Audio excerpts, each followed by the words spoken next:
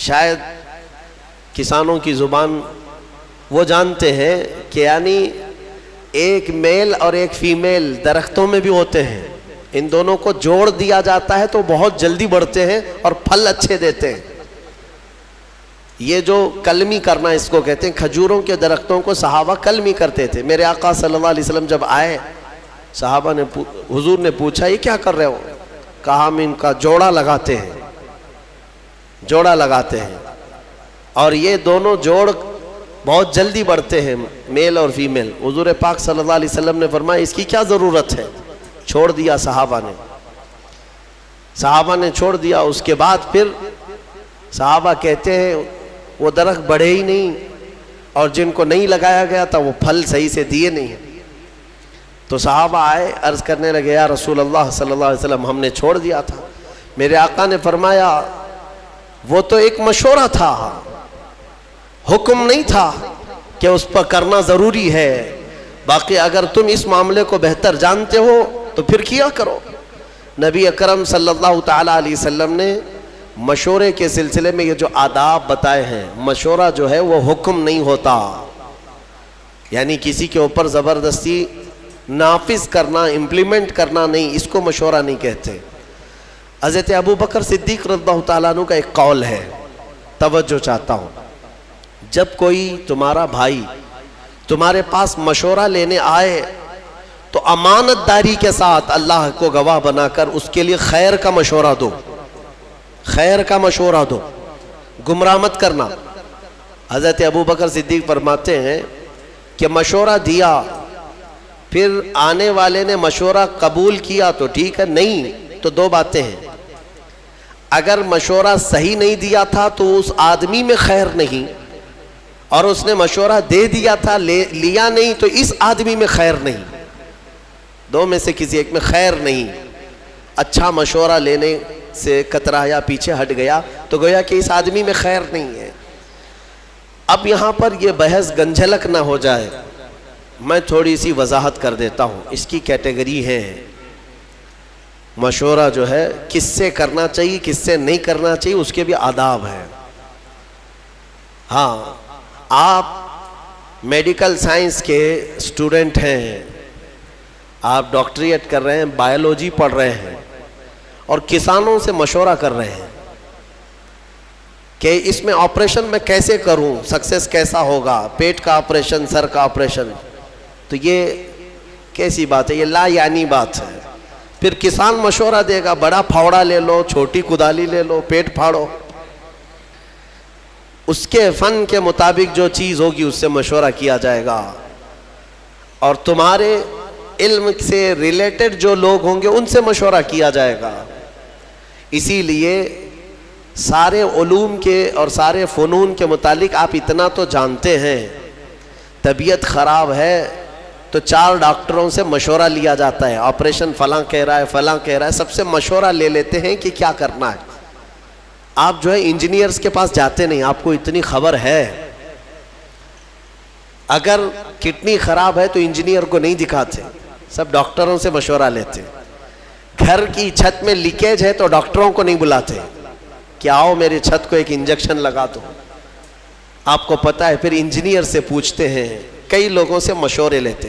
اتنا سینس سب کو ہے کہ جس فیلڈ کی بات ہوگی اس کے ماہرین سے ہی مشورہ لیا جائے گا، لیکن افسوس ایک بات کا ہے کہ دین کے معاملات میں اس کا خیال نہیں رکھتے لوگ۔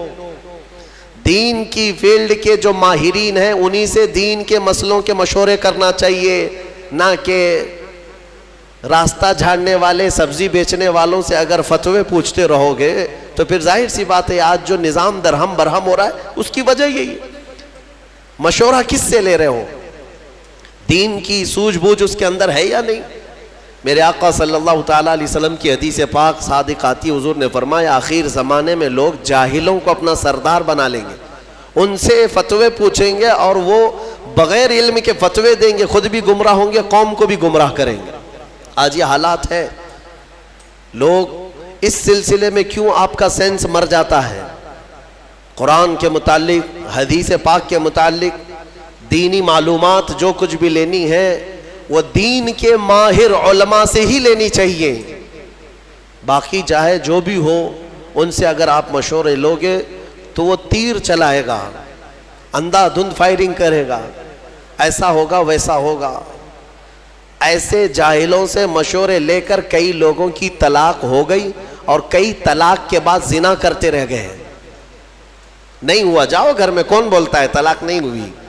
اس صاحب نے کہہ دیا، جاہلوں نے اس کے بعد اپنے گھر میں ویسی جینا شروع کر دیا جبکہ ہر دن زنا کا گناہ ہے ان کے لیے۔ تو ماہر اور خبیر لوگوں سے ہر فیلڈ کی جس طرح مشورہ کیا جاتا ہے، دین کے معاملات میں بھی مشورہ انہی سے کیا جائے جو دین کے ماہرین ہیں۔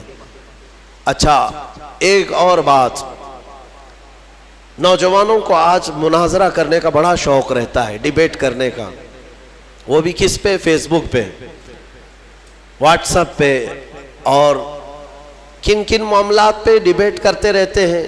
عقیدے کے معاملات پر، کبھی اہل حدیث سے، کبھی دیوبندیوں سے، کبھی شیعوں سے۔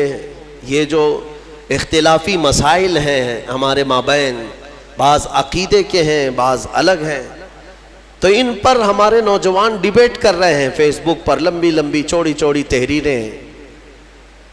کچھ سالوں پہلے کی بات ہے، شاید 1-2 سال گزرے ہوں گے، رات کے 2:30 بج رہے تھے یا 2 بج رہے تھے، مجھے فون کنٹینیو آ رہا ہے۔ ظاہر سی بات ہے، اتنی رات کو اگر فون آئے تو کسی کی ایمرجنسی ہوگی، سیریس ہوگا۔ اٹھا کر کے معلوم کہ ایک نوجوان کہتا ہے، حضرت ایک فلاں فلاں مسئلہ پیش آ گیا ہے، جلدی سے آپ کو بتانا ہے۔ اتنی رات کو کیا مسئلہ ہے؟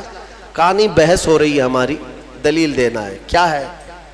علم غیب کے متعلق کچھ بحث ہو رہی ہے۔ میں نے کہا کہاں ہے، کون سی محفل میں بیٹھے آپ؟ کہا نہیں، ہمارے گھر کے باہر کٹے پہ بیٹھے ہوئے ہیں، گلی میں بیٹھے ہوئے ہیں، رات جگہ چل رہا ہے، اور 2 باہر کوئی چھوٹے نوجوان ہوں گے، ان کے ساتھ ان کا ڈیبیٹ چل رہا ہے، اور رات کے 2:30 بجے ہم سے مسئلہ پوچھ رہے ہیں۔ میرے عزیزوں، دین کے معاملات میں اگر ڈسکس کرنا ہے، میں اس کو منع نہیں کرتا، ڈیبیٹ کرنا ہے، مناظرہ کرنا ہے، شوق سے کرو، لیکن جاؤ کسی دارالعلوم میں پہلے داخلہ لے لو، اصولی علم پڑھ لو۔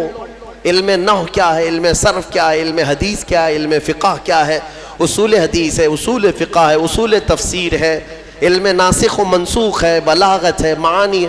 کتنے علوم پڑھنے کے بعد آدمی کیپیبل ہوتا ہے کہ دین کے معاملات میں وہ رائے دے سکے، اور ان سارے علوم کی بو باس بھی نہیں لگی اور لمبے چوڑے مناظرے چل رہے۔ ہوتا یہ ہے کہ پھر گمراہی آ جائے گی، گمراہ، یا تو تم گمراہ ہو جاؤ گے یا سامنے والے کو گمراہ کرو گے۔ اس لیے ان معاملات میں جب بھی کبھی ایسے معاملات آ جائیں، ڈسکشن کرنا پڑے، ڈیبیٹ کرنا پڑے، کچھ لوگ چھیڑتے ہیں، تم لوگ ایسا کرتے ہو، اس کی کیا دلیل ہے؟ ان کا جواب صرف ایک ہی ہے کہ چلے ہمارے علماء اکرام کے پاس، بیٹھتے ہیں، وہاں سے آپ کو ساری چیزیں مل جائیں گی، وہاں سے آپ کو بتا دیا جائے گا۔ اور وہ جتنے چوہے تمہیں گمراہ کرتے ہیں، وہ کوئی علماء کے پاس نہیں آنا چاہتے، راستے پہ، نکڑ پہ، بازار میں پکڑ پکڑ کر کے تمہیں دلیلیں سنانے کی کوشش کرتے ہیں، حدیث میں یہ ہے، بخاری میں یہ ہے، مسلم میں یہ ہے۔ سامنے والا امپریس ہوتا ہے۔ شاید ہمارے پاس بھی ایسے بہت سارے ہیں۔ ایک صاحب آئے اور کہنے لگے، کسی بات کے بارے میں سوال کرنے لگے، کہا کہ یہ آپ حدیث سے بتا سکتے ہیں کہاں ہے؟ کہا میں بتا تو سکتا ہوں، آپ کو سمجھ میں آئے گا؟ میرے ڈیسک پر یہی کی بات ہے، جب میں یہاں موجود تھا بڑی کتاب رکھی ہوئی تھی، میں نے کہا یہ دیکھیے، یہ بخاری شریف اگر میں کھول کر کے دکھاؤں گا تو آپ مان لیں گے؟ انہوں نے کہا کیوں نہیں مانیں گے، بالکل مانیں گے، بخاری شریف کو مانیں گے ہم۔ میں نے کہا یہی تو تمہاری گمراہی ہے، یہ بہار شریعت رکھی ہوئی ہے، سامنے موٹی کتاب بہار شریعت رکھی ہوئی ہے، ہم نے صرف اس سے کہا کہ یہ بخاری شریف دکھائیں آپ کو، تو ان کو کتاب کا نام تک نہیں معلوم، تو پھر کس بات پر ڈسکس کرنا چاہتے ہیں؟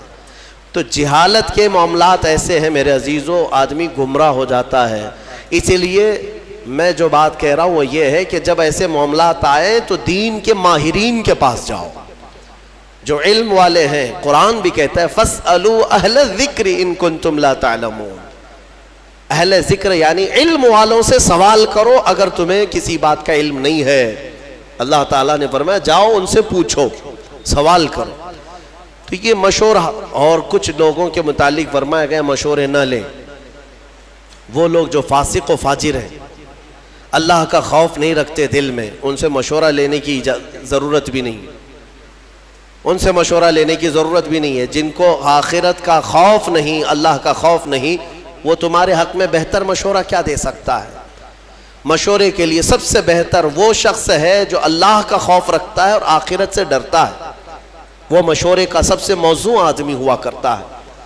اور اس کے علاوہ بعض مقامات پر یہ بھی کہا گیا ہے کہ بہت چھوٹے نابالغ اور عقل نہ رکھنے والوں سے مشورے نہ لیے جائیں، اور بعضوں نے کہا کہ عورتوں سے بھی یہ نہیں ہے کہ لینا ہی نہیں چاہیے، بات کر سکتے ہیں، ڈسکس کر سکتے ہیں، مشورے لے سکتے ہیں، لیکن ضروری نہیں کہ ہر مشورے پر عمل کیا جائے، ضروری نہیں ہے ہر مشورے پر عمل کیا جائے۔ میں نے شاید اس سے قبل بتایا تھا، حضور پاک صلی اللہ تعالیٰ علیہ وسلم نے اپنی ازواج مطہرات میں حضرت ام سلمہ رضی اللہ تعالیٰ عنہ کی اس بات پر تعریف فرمائی تھی کہ عورتوں میں سب سے بہترین مشورہ دینے والی خاتون۔ صلح حدیبیہ کے موقع پر حضرت ام سلمہ رضی اللہ تعالیٰ عنہ نے حضور کو مشورتاً عرض کیا تھا۔ حضور صحابہ سے کہہ رہے تھے بال منڈا لو، احرام اتار لو، کوئی نہ بال منڈا رہے تھے نہ احرام اتار رہے تھے۔ 3 بار حضور نے فرمایا تو حضور کو غم ہوا، اندر آئے تو غمگین تھے۔ ام سلمہ نے عرض کیا یا رسول اللہ، آپ انہیں بولے نہیں، ان کے سامنے جا کر آپ خود اپنے بال حلق کر لیں، اپنا احرام اتار لیں، وہ تو اس انتظار میں ہے کہ شاید وہی آئے گی اور دوسرا پیغام آئے گا۔ حضور پاک صلی اللہ علیہ وسلم نے حضرت ام سلمہ کے مشورے پر صحابہ کے سامنے آئے اور اپنے بال حلق کر لیے۔ سارے صحابہ اپنے بالوں کو حلق کر لیے، سبوں نے احرام اتار لیا، کیونکہ یقین ہو گیا اب حکم بدلنے والا نہیں۔ تو یہ مشورے کے آداب آپ سیکھیں، اور پھر نظام جو ہے مشورے سے ہی چلتا ہے۔ حضور پاک صلی اللہ تعالیٰ علیہ وسلم جب بڑے بڑے معاملات بھی ہوتے تو صحابہ کو جمع کرتے، مشورہ کرتے۔ مشورے کی ایک دوسری خصوصیت یہ بھی ہے کہ کام ہونے سے قبل اگر کوئی اہم کام ہے تو فرمایا گیا کہ ایسوں سے مشورہ کرو جو تمہارے راز کا امانت دار ہو، رازوں کا امین ہو، اس سے مشورہ کرو۔ یعنی آج تم مشورہ کرنے کے لیے گئے، مشورہ تو دے دیا اور اس نے پھر جا کر کے طبلہ بجانا شروع کر دیا، میرے پاس آیا تھا فلاں ایسا کیا ہے ویسا کیا ہے۔ اس چیز کو بھی غلط ٹھہرایا گیا ہے۔ مشورہ راز کے امانت داروں سے بھی کیا جائے، کیونکہ بہت سارے معاملات ایسے ہوتے ہیں جن میں مشورہ کرنے کے بعد راز کو رکھنا بہت ضروری ہوتا ہے۔ حضور پاک صلی اللہ علیہ وسلم نے اس کی اہمیت کے لیے جانتے، میں نے کل یا پرسوں بنو نذیر کے بارے میں بتایا تھا، یہودیوں نے جو دھوکہ دیا تھا مدینے والے، پھر ان کے ساتھ کیا ہوا تھا پتہ ہے؟ حضور پاک صلی اللہ علیہ وسلم مدینے میں آئے، مسجد نبوی میں رات کو مشورہ لیا صحابہ سے کہ کیا کریں اب ان کے ساتھ۔ الگ الگ مشورے ہوئے کہ انہوں نے ہتھیار ہمارے خلاف اٹھائے ہیں تو ہم بھی ان کے خلاف ہتھیار اٹھائیں گے، کیونکہ دھوکے کی بہت بڑی سزا ہے۔ یعنی جیسے یوں سمجھ لیں کہ دیش ویرودھی ہے، وہ اینٹی نیشنل جس کو کہیں، مدینے کی خرابی کے بارے میں جو لوگ سوچے تھے ان کی سزا تھی۔ صحابہ کے مشوروں سے اتفاق یہ طے پایا کہ ان یہودیوں کے جو بوڑھے ہیں ان کو جلا وطن کر دیں گے، شہر بدر کر دیں گے، اور جو جوان ہیں انہیں مار دیا جائے گا۔ تو یہ طے پایا اور حضور نے فرمایا اس کو راز میں رکھا جائے۔ سارے جو صحابہ تھے سبوں نے آمنا صدقنا کہا اور چلے گئے۔ یہودیوں کو پتا تھا ہمارے بارے میں کچھ آج میٹنگ ہو رہی ہے مسجد نبوی میں۔ دوسرے دن وہ جاسوسی کرنے لگے، کہیں سے کچھ بات پتا چل جائے کہ کیا میٹنگ ہوئی، کیا ہمارے ساتھ ہونے والا۔ ایک صحابی تھے حضرت ابو لبابہ، ان کی پرانی دوستی تھی کیونکہ شہر میں رہتے تھے، یہودی بھی دوست تھے، گزر رہے تھے تو دوستوں نے پکڑ لیا، کہا کہ ابو لبابہ کل تم بھی تھے وہاں پر، ہمارے بارے میں کیا مشورہ ہوا ہے؟ کہا نہیں میں نہیں بول سکتا۔ صحابی تھے اور امانت دار بھی تھے، وفادار بھی تھے۔ انہوں نے کہا نہیں میں نہیں بول سکتا. تو انہوں نے بہت اپنی پرانی یادیں یاد دلائی اور منتیں سماجتیں کرنے لگے. بچپن کا تو ساتھی ہے, ہمارا یار ہے, بتا تو صحیح. تو وہ جذباتی ہو گئے. پرانی یادیں, دوستی, یاری سب یاد دلانے کے بعد تھوڑے سے جذباتی ہو گئے اور انہوں نے صرف کہا نہیں بلکہ یوں اشارہ کیا گردن کی طرف, یوں کر دیا اور چلے گئے. میں نہیں بولوں گا, کچھ نہیں بولوں گا.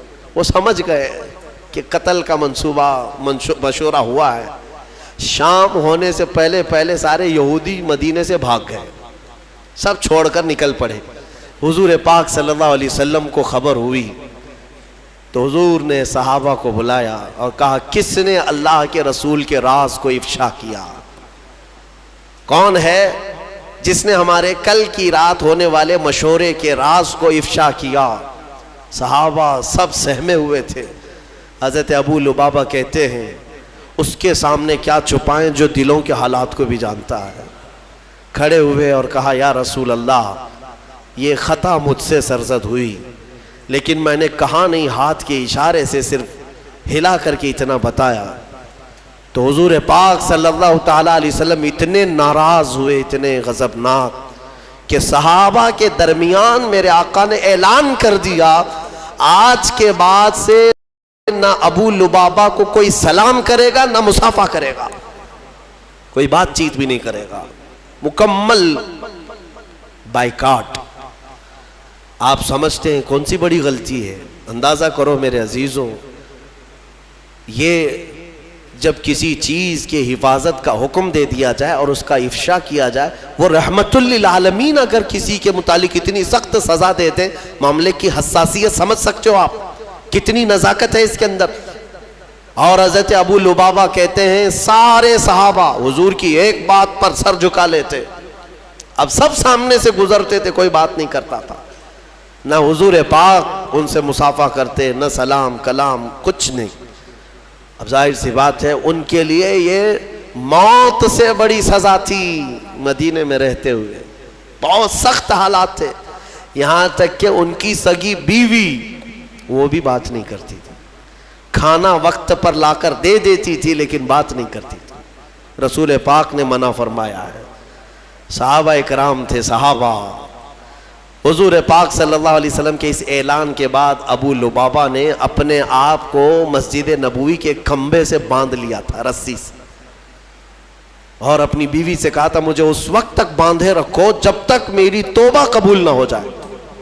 اللہ تعالیٰ جب تک مجھے معاف نہیں کرے گا تب تک مجھے کھولنا نہیں. ان کو باندھا گیا, نمازوں کے وقت کھولا جاتا تھا, کھانا دیا جاتا تھا, حاجتیں کرتے پھر بندھ جاتے تھے. 40 دن گزر گئے ان کے, یا 1 مہینے کے قریب. اتنا لمبا عرصہ وہ رسی سے بندھے رہے. پھر رب ذوالجلال نے وہی فرمائی اپنے حبیب پاک صلی اللہ علیہ وسلم. اللہ تبارک و تعالی حضور کے غلاموں پر بھی رحیم ہے, رحم فرمایا اور حکم ہوا کہ ابو لبابہ کی توبہ قبول ہے.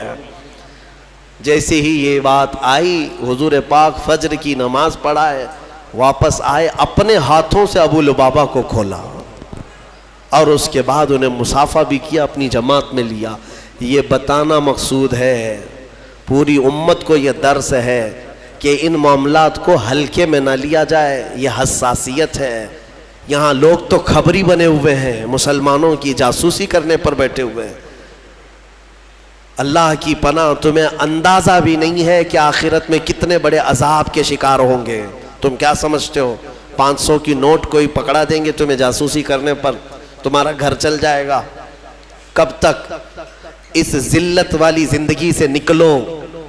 بعض لوگ پیسے کے لیے کرتے ہیں اور بعض لوگ یہ سمجھتے ہیں کہ پولیس سے ہمارے تعلقات اچھے ہو جائیں گے, کچھ لوگوں کی خبریں دیں گے تو ہم ان کے محبوب ہو جائیں گے. کبھی محبوب نہیں بنتے, کبھی محبوب نہیں. 10 سال تم خبریں دیتے رہو, محبوب بنے رہو, ایک دن مردود بنی جاؤ گے. مردود تو بننا ہی ہے ان کے ہاتھ میں. میرے عزیزوں, ان چیزوں سے اپنی قوم کی جاسوسی کرنا, خبریں دینا نہایت ہی سخت بڑا گناہ ہے. اللہ کا عذاب اس شخص پر ہے. جو مومنین کے متعلق اس طرح کی باتیں کرتا ہے. قرآن کہتا ہے وَلَا تَجَسَّسُوا، جاسوسی مت کرو خبریں لے جا کر، بلکہ میرے آقا صلی اللہ علیہ وسلم نے فرمایا من ستر اخیہ ستر اللہ لہ، جس نے اپنے بھائی کا کوئی عیب دیکھا اور چھپا دیا، قیامت کے دن اللہ اس کے سارے عیب چھپائے گا، تمہیں ننگا ہونے سے بچا لیا جائے گا. تو ان چیزوں پر عمل کریں. بہرحال یہ مشورے کے سلسلے میں گفتگو تھی. بات جو عرض کرنی تھی وہ یہ ہے کہ ایک آیت ہم نے آج تلاوت کی. اللہ فرماتا ہے من کان یرید حرث الآخرۃ نزد لہ فی حرثہ، جو آخرت کی کھیتی ہم سے مانگتا ہے ہم اس کی کھیتی میں بہت اضافہ کر دیتے ہیں. ومن کان یرید حرث الدنیا نؤتہ منہا، اور جو ہم سے دنیا کی کھیتی مانگتا ہے ہم اسے بھی دیتے ہیں. وما لہ فی الآخرۃ من نصیب، لیکن آخرت میں اس کا کوئی حصہ نہیں رکھا جاتا. جو دنیا مانگتا ہے اللہ فرماتا ہے ہم دنیا دیں گے اسے، لیکن آخرت میں اس کا کوئی حصہ نہیں. اسی لیے میرے عزیزو آخرت مانگو تو فرما رہا ہے کہ دنیا بھی دے دے گا اللہ. آخرت مانگو. 4 دن کے لیے کیا مانگو گے یہاں پر؟ کتنا بڑا گھر مانگو گے، کتنی گاڑیاں، کتنی اولادیں، پھر اس کے بعد تمہاری سانس اکھڑ جائے گی، ختم. ہمیشہ کا جو گھر ہے وہی مانگو اللہ کی بارگاہ میں. اور اگر دنیا مانگنا بھی ہے تو اللہ کی بارگاہ میں یوں مانگو جیسے اس نے خود سکھایا ہے. ربنا آتنا فی الدنیا حسنہ وفی الآخرۃ حسنہ، اے ہمارے رب دنیا میں جو سب سے اچھی چیز ہے وہ مجھے عطا کر، اور آخرت میں جو سب سے اچھی چیز ہے وہ مجھے عطا کر. وقنا عذاب النار، اور دوزخ کے عذاب سے ہمیں بچا لے. دنیا میں اچھی چیز مانگنا کیا ہے؟ کیا اچھی چیز مانگو گے؟ اس کی تفسیر میں فرمایا گیا دنیا کی سب سے اچھی چیز کیا ہے؟ آپ گیس کرو، آپ کے دماغ میں کیا ہے؟ ایک بڑا محل، بہت سارا مال، بڑی جائیداد. دنیا کی سب سے اچھی چیز کیا ہے؟ حدیث پاک میں ہے المرأۃ الصالحہ خیر متاع الدنیا، پورے دنیا کے سامان میں اگر سب سے اچھی چیز کوئی ہے تو نیک بیوی کا مل جانا. نیک بیوی اگر کسی کو ملی ہے آدھی دنیا ملی ہے اس کو. حدیث پاک کی بات میں کہہ رہا ہوں. تو دنیا جب مانگی جائے تو نیک و صالح عورت کی تمنا کرنا یہ آدھی دنیا مانگنے کے برابر ہے. حقیقت ہے میرے عزیزوں، وہیں سے تمہاری نسل ہے، وہیں سے تمہارا گھر ہے، وہیں سے سب کچھ ہے. حتیٰ کہ تمہارے دماغ کا بھی سارا سکون یا برباد ہونا سب وہیں سے کنیکشن ہے. دیکھ لو ایک بار، بہت سارے لوگ جو شادی شدہ ہیں اس کو آزماتے ہوں گے یا محسوس کرتے ہوں گے، زندگی پھر جڑ جاتی ہے. کوئی کام میں وہ تنہا نہیں ہے، ہر چیز میں ساتھ ہے. اور اگر ساتھ والی جلاد ہے تو پھر اس کی یہ آدھی جہنم یہی ہے، اس کی آدھی جہنم یہی ہو جاتی اگر جلاد مل گئی. کیونکہ اس کے دماغ پر اثر ہے، اس کے بزنس پر اثر ہے، دوستوں پر اثر ہے. رات کو سویا نہیں، دن بھر بک بک کرتا رہے گا. اور پھر اس کے بعد سگریٹ کی عادت، بیڑی کی عادت، پھر نشے کی عادت، پھر اس کے بعد نہ جانے کون کون سے راستے اختیار کرتا ہے. اگر خاتون صحیح نہ ہوئی تو اس نے اپنی زندگی آدھی تباہ کر لیا. اور اگر نیک ہوئی اللہ تعالیٰ نے بہت بڑا انعام تمہیں دے دیا، بہت بڑا انعام دیا. میں نے حضرت علامہ ارشد القادری رحمۃ اللہ علیہ بڑے مناظر ہیں، ان کی بہت ساری کتابیں ایسی ہیں جو آج پوری دنیا میں مشہور ہیں. کتابیں جو انہوں نے لکھا، زلزلہ، زیر و زبر، بہت ساری. ایک کوئی کتاب ہے جس کتاب کو انہوں نے انتساب جو کرتے ہیں، کتاب لکھنے کے بعد شروع میں کسی کے نام پر کیا جاتا ہے. میں اپنے پیر کے نام پر یہ کتاب کر رہا ہوں، غوث پاک کے نام پر، غریب نواز کے نام پر کتاب کو منسوب کرتے ہیں. انہوں نے ایک کتاب اپنی بیوی کے نام منسوب کیا. تو اس کی وجہ انہوں نے بتایا کہ اگر میری بیوی کا تعاون نہ ہوتا تو میں اتنے دین کی خدمات کر ہی نہیں سکتا. صحیح بات ہے، اگر سوار رہتی تو پھر یہ کہاں جاتے، کہاں خدمت کرتے دین کی، کب کتاب لکھنے دیتی. بچے کی دوا لاؤ، بچے کا دودھ ختم ہو رہا ہے، بازار سے سامان لاؤ, گھر میں آٹا نہیں ہے, شکر نہیں ہے, تو تم تو پورے دن بھر کون سے دین کی خدمت کرتے. حقیقت انہوں نے کہا اللہ تبارک و تعالیٰ دنیا میں جسے نیک و صالح خاتون عطا کرے وہ اس کے لیے بہت ہی بڑا انعام و اکرام ہے. اچھا, جن کی شادی نہیں ہوئی اور وہ نیک بیوی کی تمنا رکھتے ہیں تو یہی دعا کریں, ربنا آتنا فی الدنیا حسنہ. اس میں یہی شامل ہے, اے اللہ ہمیں دنیا کی سب سے اچھی چیز عطا کر. تو اس دعا میں وہ شامل ہے, اللہ نیک چیز عطا فرمائے گا, نیک عطا فرمائے. دوسری ایک دعا ہے, رب 19ویں پارے میں اللہ تعالیٰ نے یہ بھی ہمیں سکھایا. اللہ تعالیٰ فرماتے ہیں ربنا ہب لنا من ازواجنا و ذریاتنا قرۃ اعین. اے ہمارے رب ہمیں وہ بیویاں دے یا وہ اولاد دے جو ہماری آنکھوں کی ٹھنڈک بنے, اور پھر متقین کا ہمیں امام بنا دے. متقین کا امام مطلب اولاد ایسی صالح پرہیزگار ہو کہ ہم ان کے امام ہوں.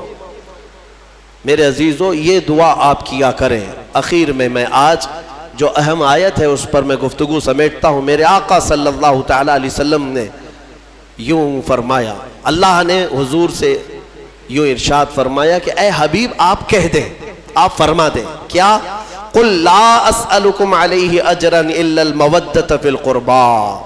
اے محبوب آپ فرما دیں دین کی تبلیغ جو میں نے تمہیں کی ہے, تمہیں دین دیا, ایمان دیا, قرآن دیا, نماز روزے سب سکھائے, ان سارے کاموں پر اے میری امت کے غلاموں میں تم سے اجرت نہیں مانگتا. حضور یہ فرما رہے ہیں میں اس پر کوئی معاوضہ نہیں مانگتا مگر ایک چیز کا سوال, وہ کیا ہے, میری اہل بیت سے محبت رکھنا. اہل بیت سے محبت, یہ حضور پاک نے فرمایا. کوئی چیز اجرت میں نہیں چاہیے, لیکن حضور پاک صلی اللہ علیہ وسلم اگر یہ فرما رہے ہیں کہ اہل بیت سے محبت, تو اندازہ کرو کہ کتنی اہم چیز ہے. میرے آقا صلی اللہ تعالیٰ علیہ وسلم کو اپنے اہل بیت کی محبت کتنی عزیز. ایک حدیث میں نے پڑھا, فرمایا من مات علی حب آل محمد مات مؤمنا, ایک جگہ مات شہیدہ, جو حضور کی آل اور اہل بیت کی محبت میں مر گیا اسے شہادت کی موت دی جائے گی. شہادت کی موت. رسول پاک صلی اللہ تعالیٰ علیہ وسلم کی اہل بیت کون ہیں؟ سیدہ کائنات فاطمۃ الزہرا سلام اللہ علیہا, ان کی اولاد امجاد مولا علی کرم اللہ وجہہ الکریم اور حضرت فاطمہ سے جو اولاد ہیں یہ آل ہے. ساتھ ہی مفسرین نے فرمایا حضور کی تمام ازواج مطہرات وہ بھی اہل بیت میں ہیں. حضور پاک صلی اللہ تعالیٰ علیہ وسلم کی ازواج مطہرات اہل بیت میں ہیں. حضور پاک صلی اللہ تعالیٰ علیہ وسلم کے دونوں چچا حضرت امیر حمزہ حضرت عباس اہل بیت میں سے, حضور کے گھر والوں میں سے. ان سب سے محبت رکھنا ہمارا ایمانی فریضہ ہے. اور فرمایا کہ جس کے اندر بغض ہے اہل بیت کا تو پھر وہ ایمان کے ساتھ دنیا سے نہیں جائے گا. بغض مت پالو. حضور فرماتے ہیں فاطمہ میرے جسم کا ایک ٹکڑا ہے, جس نے اس سے محبت کی اس نے مجھ سے محبت کی, اور جس نے فاطمہ سے عداوت کی اس نے مجھ سے دشمنی کی. اس نے مجھ سے دشمنی کی, اور رسول سے دشمنی پھر کون سا ایمان ہے. تو حضور پاک صلی اللہ تعالیٰ علیہ وسلم کی آل کی محبت ہمارے لیے بہت ضروری ہے, لیکن وہ محبت نہیں جو آج کچھ چوہے سکھا رہے ہیں. میں آپ کو صاف صاف بتاتا ہوں, اہل بیت کی محبت یقیناً ہمارے لیے فریضہ ہے, لیکن غلو نہیں کرنا, اس میں ایسا مبالغہ نہیں کرنا کہ اہل بیت کو نبیوں کے اوپر پہنچا دیا یا پھر ان کو خدا کے درجے تک پہنچا دیا. وہ محبت کی بات میں نہیں کرتا. یقیناً ہماری اولاد, ہمارے جان, ہمارے مال, سب سے زیادہ ہم ہمارے رسول سے محبت کرتے ہیں, اور ان کے بعد ان کے اہل بیت اور صحابہ سے محبت, یہ ہمارے لیے ضروری ہے. اہل بیت حسنین کریمین رضوان اللہ تعالیٰ علیہ مجمعین, آپ اندازہ کریں میرے آقا صلی اللہ تعالیٰ علیہ وسلم کس قدر ان سے محبت فرماتے تھے, کس قدر محبت. یہاں تک کہ نمازوں میں بھی حضور پاک صلی اللہ علیہ وسلم دونوں شہزادوں کو ساتھ لے کر کے نماز پڑھتے تھے.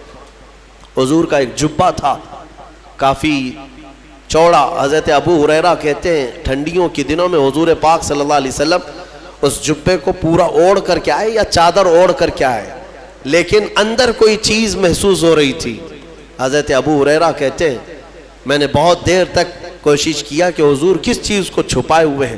بعد میں چادر ہٹی تو پتہ چلا حسن و حسین رضی اللہ تعالیٰ عنہ حضور پاک اپنے سینے سے چمٹا کر کے رکھتے تھے. میرے عزیزوں، حضور نماز کے لیے جائیں تو کوئی ہے جس کی مجال جو حضور کی پیٹھ پر سوار ہو جائے؟ وہ حسین اعظم ہے. میرے آقا صلی اللہ تعالیٰ علیہ وسلم کی نماز کے عالم میں اگر وہ سجدے میں پیٹھ پر چڑھتے تو حضور سر نہیں اٹھاتے تھے، سر نہیں اٹھاتے. حالانکہ مسئلہ یہ ہے شریعت کا کہ اگر بچہ نماز پڑھنے کے دوران آ گیا تم ایک ہاتھ سے اس کو اٹھا کے سائیڈ کر سکتے ہو. اگر اچھل کود کر کے گود میں لٹک گیا تمہاری نماز میں، چھوٹا بچہ نہ سمجھ، تو تم ایک ہاتھ سے اس کو ہٹا سکتے ہو. شریعت نے یہ اجازت دی ہے. ماں کے لیے بھی ہے، باپ کے لیے بھی ہے. مصلی پر نماز پڑھتے وقت کبھی کبھار بچے سجدہ گاہ پہ آ کے بیٹھ جاتے ہیں. سجدہ کیسے کریں؟ حکم ہے کہ ان کو اٹھاؤ، سائیڈ کرو اور پھر سجدہ کرو. تمہاری نماز میں خرابی نہیں ہے. یہ مسئلہ تو ہے، لیکن میرے آقا صلی اللہ علیہ وسلم نے حسین اعظم کے سوار ہونے کے وقت نہ اپنی پیٹھ سے ہاتھ کھینچ کر کے ان کو الگ کیا، نہ ہی ہلا کر کے ان کو گرایا، بلکہ جب تک خود امام حسین اترے نہیں میرے آقا سجدے میں ہی رہے. لمبا سجدہ ہو جاتا تھا. یہ نازوں کے پلے ہوئے شہزادے کس کے ہیں؟ میرے آقا کے ہیں. اور پھر فرمایا میرے آقا نے کہ جنت کے پھول جس کو ریحان کہا جاتا ہے، سب سے زیادہ خوشبو ان پھولوں کی ہوتی ہے. میرے آقا صلی اللہ علیہ وسلم فرماتے ہیں جنت کے وہ ریحان کوئی دنیا میں ہے تو وہ حسن و حسین ہے. کیونکہ صحابہ نے پوچھا حضور پاک صلی اللہ علیہ وسلم، ہم بھی بچوں کو چومتے ہیں نا، بوسہ دیتے ہیں. کبھی ان کے گال پہ بوسہ دیا، کبھی ان کی گردن پہ دیا. حضور پاک صلی اللہ تعالیٰ علیہ وسلم اپنے نواسوں کو بوسہ نہیں سونگھتے تھے. یوں گردن کے پاس قریب لے جا کر سونگھتے تھے اور چہرے کو سونگھتے تھے. بوسہ لیتے ہیں نا، چومتے ہیں، چومنا بھی ثابت ہے، بوسہ لینا بھی ہے، لیکن سونگھتے تھے. صحابہ کہتے کہ یا رسول اللہ صلی اللہ علیہ وسلم آپ ان بچوں کو سونگھتے ہیں؟ کہا ہاں، یہ جنت کے ریحان ہیں، یہ ریحان ہیں، یہ میرے لیے دنیا میں جنت کے ان پھولوں میں سے ہیں، ان کی خوشبو سونگھی جائے گی. ان کے مقامات جس قدر بیان کریں وہ کم ہے. ہر سال محرم میں اہل سنت و جماعت کا یہ شیوا رہا ہے کہ اہل بیت کی بارگاہ میں ہم ہر سال حاضری دیتے ہیں بیانات کے ذریعے. لہٰذا اے سنی مسلمانوں یاد رکھنا، اپنے اس چیز کو باندھ کر کے لے جانا. جینا تو حضور پاک صلی اللہ تعالیٰ علیہ وسلم کی محبت کے بعد دو محبتیں شرط ہے تمہارے لیے، ایک حضور کے صحابہ کی اور دوسرے حضور کے اہل بیت کی. کسی میں کمی نہیں کرنا، نہ صحابہ کو گالی دینا، نہ اہل بیت کی کمی کرنا. کہیں ادھر سے ادھر ہو گئے گمراہ ہو کے مرو گے. حضور کے صحابہ ان کا اپنا مقام ہے، حضور کے اہل بیت ان کا اپنا مقام ہے. نبی پاک صلی اللہ تعالیٰ علیہ وسلم کے گھر والوں کی جو عزت قرآن میں بیان کی، اللہ فرماتا انما یرید اللہ لیذہب عنکم الرجس اہل البیت ویطہرکم تطہیرا. بے شک اللہ یہ چاہتا ہے اے حبیب کہ آپ کے گھر سے ہر گندی چیز کو پاک کر دے، دور کر دے، اور تمہارے گھر والوں کو خوب پاک و ستھرا کر دے. اسی لیے حضرت فاطمہ کو کیا کہتے معلوم ہے؟ سیدہ طیبہ طاہرہ. طاہرہ کا مطلب ہوا نہایت ہی پاک. میں ایک آپ کو یہ بات دے کر کے رخصت ہوتا ہوں، اس بات سے آپ اندازہ کر لیں گے، مزے کی بات ہے. حضور